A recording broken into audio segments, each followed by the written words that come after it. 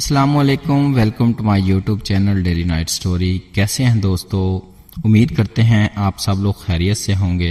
رسول کریم صلی اللہ تعالی علیہ وآلہ وسلم جب مکہ سے ہجرت کر کے مدینہ منورہ تشریف لائے تو تقریباً 6 سال کا عرصہ گزر گیا، لیکن مسلمان ابھی تک ایک مرتبہ بھی حج و عمرہ نہ کر سکے تھے، اس لیے کہ اہل مکہ نے مسلمانوں کی آمد و رفت پر پابندی لگا رکھی تھی۔ توحید کے دائیوں پر مرکز توحید کا دروازہ بند کر دیا گیا تھا۔ مدینہ منورہ کے انصار مہاجرین اس پابندی کی وجہ سے اگرچہ مکہ جانے اور حرم پاک کا طواف کرنے سے مجبور تھے، لیکن ان کے دلوں میں حرم پاک کی زیارت کا شوق ہر وقت مچلتا رہتا تھا۔ جب وہ اپنے اس شوق کا اظہار رسول کریم صلی اللہ تعالی علیہ وآلہ وسلم سے کرتے تو آپ انہیں صبر کی تلقین فرماتے اور انہیں یہ یقین دلاتے کہ وہ دن دور نہیں ہے جب تم لوگ بے خوف و خطر مکہ جاؤ گے اور حج و عمرہ کے ارکان کی ادائیگی کرو گے، بس وقت کا انتظار کرو۔ رسول کریم صلی اللہ تعالی علیہ وآلہ وسلم نے 6 ہجری ماہ شوال میں صحابہ کو یہ خوشخبری سنائی کہ میں نے یہ خواب دیکھا ہے کہ میں اپنے صحابہ کے ہمراہ مکہ میں داخل ہوا، خانہ کعبہ کا طواف کیا، عمرہ کیا اور جانوروں کی قربانی دی ہے۔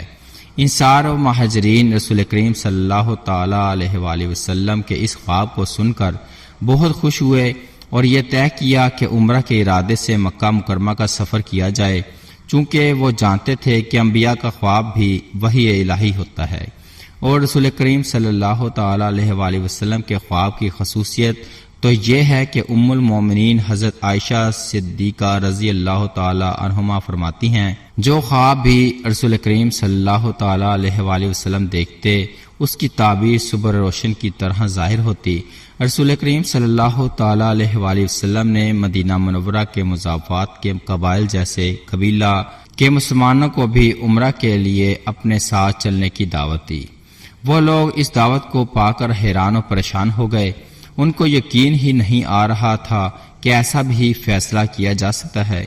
وہ شہر مکہ جہاں سے مسلمانوں کو ہجرت کرنا پڑا ہے اور وہاں کے لوگ مسلسل 5 سالوں سے 400 میل کی دوری طے کر کے مدینے آتے اور مسلمانوں سے لڑتے ہیں۔ جنگ بدر، جنگ احد اور جنگ خندق کی مثالیں موجود ہیں، اس کے باوجود دشمنوں کے شہر کی طرف جانے کا فیصلہ کیا گیا ہے۔ اسی شش و پنج میں اکناف و اطراف کے بہت سے لوگ اس سفر میں جانے کے لیے اپنے آپ کو تیار نہ کر سکے، لیکن جان نثار صحابہ نے سفر کی تیاریاں شروع کر دی، اور ان کا تو مزاج ہی یہ تھا، نہ طاقت پر، نہ تقوی پر، نہ زہد و اتقیٰ پر، ہمارا ناز جو کچھ ہے محمد صلی اللہ علیہ وآلہ وسلم پر، غلامان محمد جان دینے سے نہیں ڈرتے، یہ سر کٹ جائے یا رہ جائے کچھ پرواہ نہیں کرتے۔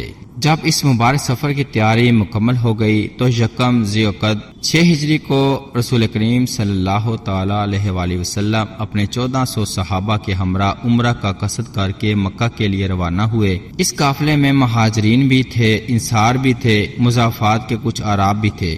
عربوں کے دستور کے مطابق ہر ایک کے ساتھ میں تلوار تھی، لیکن وہ نیام میں تھی۔ قربانی کے لیے 70 اونٹ ان کے ساتھ تھے۔ ان اونٹوں کے گلے میں کلاوے ڈال دیے گئے تھے تاکہ انہیں دیکھتے ہی یہ سمجھ لیا جائے کہ یہ قربانی کے اونٹ ہیں، اور ازواج مطہرات میں سے صرف ام المومنین سیدہ ام سلمہ رضی اللہ تعالی عنہما حضور کے ساتھ تھی۔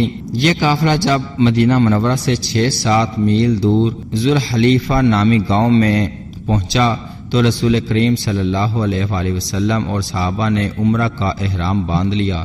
اہل قریش کو جب یہ معلوم ہوا کہ رسول کریم صلی اللہ تعالی علیہ وآلہ وسلم اپنے اصحاب کے ساتھ مکہ آنے کے لیے روانہ ہوئے ہیں تو انہوں نے یہ سمجھا کہ مسلمان جنگ کرنے کے لیے آ رہے ہیں۔ عمرہ محض دکھاوا ہے، اصل مقصد مکہ معظمہ پر قبضہ کرنا ہے۔ اس لیے مکہ والے جنگ کی تیاری میں مصروف ہو گئے اور انہوں نے یہ طے کر لیا کہ وہ کسی بھی قیمت پر مسلمانوں کو شہر مکہ میں داخل ہونے نہیں دیں گے۔ حضرت مسعور بن مخرمہ اور حضرت مروان بن حکم رضی اللہ تعالی عنہما فرماتے ہیں کہ رسول کریم صلی اللہ تعالی علیہ وآلہ وسلم نے صحیح صورتحال معلوم کرنے کے لیے قبیلہ بنی غزایہ کے ایک فرد حضرت بصر بن سفیان رضی اللہ تعالی عنہ کو جاسوس بنا کر بھیجا۔ انہوں نے آ کر بتایا، رسول اللہ صلی اللہ تعالی علیہ وآلہ وسلم کفار قریش آپ کو روکنے کے لیے جمع ہو رہے ہیں۔ انہوں نے آپ کے لیے بہت سا لشکر اکٹھا کیا ہے۔ وہ آپ سے لڑنے، بیت اللہ سے روکنے اور راستے کی رکاوٹ بننے کے لیے تیار ہیں۔ رسول کریم صلی اللہ تعالی علیہ وآلہ وسلم نے فرمایا، اے لوگو، مجھے یہ مشورہ دو، تمہارا کیا خیال ہے؟ وہ لوگ جو ہمیں بیت اللہ سے روکنا چاہتے ہیں، کیا مجھے ان کافروں کے اہل عیال پر حملہ کرنا چاہیے؟ اگر وہ ہم سے مقابلہ کرنے کے لیے آگے بڑھیں گے تو تم لوگ یہ جان لو بے شک اللہ عز و جل ہمارے ساتھ ہے۔ جیسے اس نے ہمارے جاسوس کو ان کے شر سے محفوظ رکھا ہے، ویسے ہی اللہ تعالی ہماری حفاظت فرمائے گا۔ ہم کافروں کو اس حال میں چھوڑیں گے جیسے وہ جنگ سے بھاگے ہوئے ہوں۔ حضرت ابو بکر صدیق رضی اللہ تعالی عنہ نے عرض کیا، یا رسول اللہ صلی اللہ تعالی علیہ وآلہ وسلم، ہم اپنے گھروں سے بیت اللہ کا قصد کر کے نکلے ہیں، کسی کو قتل کرنے یا کسی سے لڑنے کے لیے نہیں آئے ہیں۔ بس آپ اسی نیک مقصد کی جانب قدم بڑھائیں۔ اس مقصد کو جاننے کے بعد بھی اگر کوئی ہم کو بیت اللہ سے روکے گا تو ہم اس سے لڑنے کے لیے تیار ہیں۔